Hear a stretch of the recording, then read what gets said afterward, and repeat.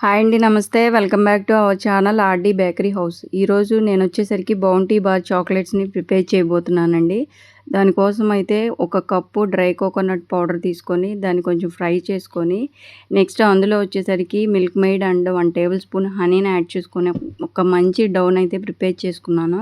Next ఈ డౌలో నుంచి చిన్న చిన్న ముద్దలు తీసుకొని మనకు నచ్చిన షేప్‌లో అయితే వాటిని ప్రిపేర్ చేసుకోవాలి. జనరల్‌గా బౌంటీ బార్ చాక్లెట్స్ ఆ షేప్‌లో ఉంటాయి కాబట్టి నేను అన్నీ ఆ షేప్‌లోనే ప్రిపేర్ చేసుకున్నాను.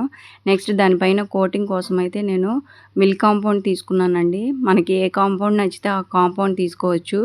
జనరల్‌గా మిల్క్ కాంపౌండ్‌తో చేస్తారు కాబట్టి నేను మిల్క్ కాంపౌండ్ తీసుకొని చిన్న చిన్న పీసెస్ కింద కట్ చేసుకొని ఓవెన్‌లో పెట్టుకొని మెల్ట్ చేసుకున్నాను. మెల్ట్ చేసిన దాన్ని బయటికి తీసి బాగా మిక్స్ చేసుకున్నాను. ఎంత మిక్స్ చేస్తే అంత షైనింగ్ వస్తాయి.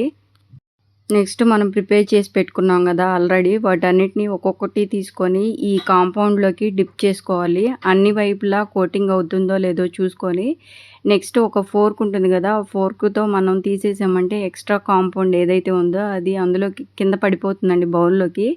కాకపోతే కేర్ఫుల్గా మనం అన్ని వైపులా కోట్ అవుతుందో లేదో చూసుకొని దాని అంతటిని ఒక పేపర్ ఆర్ బటర్ పేపర్ మీదకి తీసుకోవాలి. ఈ విధంగా అయితే అన్ని చాక్లెట్స్‌ని మనం ప్రిపేర్ చేసుకొని ఒక బటర్ పేపర్ మీదకి తీసుకొని బాగా డ్రై అవ్వనివ్వాలి. అంటే డీప్ ఫ్రిడ్జ్‌లో పెట్టుకోవాలనమాట.